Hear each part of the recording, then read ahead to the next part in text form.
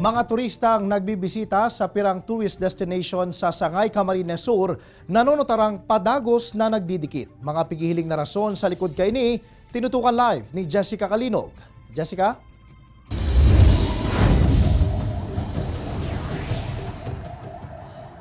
Jessie, base sa obserbasyon kan mga nagmamanehar kan perang tourist destination sa Banwaan in Sangay, Camarines Sur, kung dati tuyong tag-init asin tuyong Semana Santa sana nagruruso ang dagmang mga turista, ngunyan any time of the year daa nagpapasyar naman ang mga ini. Mas dakol na kaya nin free time ngunyan, dara kan alternative work arrangement, kaya bako na sanang sararuan ang pagruso kan mga turista. Sa mga nakalihis na bulan, padagos daan pagruso kan mga turista sa pirang destinasyon sa Banwaan in Sangay, Camarines Sur. Paborda ang ani ini para sa paratsendang si Nora Bodolio na yaon sa Nato Port nakapwesto. Ang port na ini kayaan garo nagiging gateway kan mga turista pasiring sa maniba-ibang destinasyon sa Banwaan. Sure na mabintan pagdakol po mga turista ng darayo. 8 passenger boats ang nakaabang sa Nato Port na pwedeng malunadan pasiring sa Atulayan Island na iyong kadalasan pigdudumanan kan mga turista.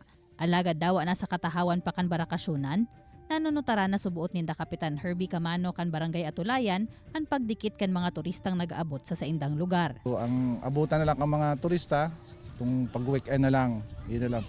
Pero pag mga pangkaraniwang araw, medyo maluya na po ang turistang nag-aabot. Sa ibong kaini nakaandaman giraray subuot sinda para sa mga pwede pang mangyari sa mga masunod na semana asin bulan. Nakaalerto pamandaan sa intang Barangay Health Emergency Task Force asin padagos na pig-obserbaran ang minimum health protocols. Magin ang barangay nato, nakaantabay man subuot sa gabos na pagkakataon, urog na tasindaan bagsakan kan mga turista. Asin yaon liwat an huma kan Omicron sub-variant. Kung ano pong tigpatupad po kang nasyonal sa local, iyo man po ang tigsusunod mi po. Maglaog man po si bagong variant po sa Muya, nakaprepara naman po kami. May plano naman po kami para di po ito maglakop sa barangay nato. Dawa pa man Jessie, mas haluwag na nga ni ang travel restrictions ngunyan, mantinado man da agiraray ang contact tracing kan mga nag-aabot na biyahero sa Nato Port. Pag-abot pa sa nangani duman, nagpipirma na sindanin manifesto sa Philippine Coast Guard, nag-aagi man sa monitoring kan barangay tourism, asin tigahagadan man giraray nin vaccination card. Ini parte da akan pagpapasiguro na magiging salbado ang gabos habang maugma na nagbabakasyon. Jessie? Jess, nabanggit mo subago itong about duman sa Nato Port. Sulamenteng Nato Port lang ba na gateway o pigaagian kan mga turista na mapasiring dyan sa Sangay, Camarines Sur?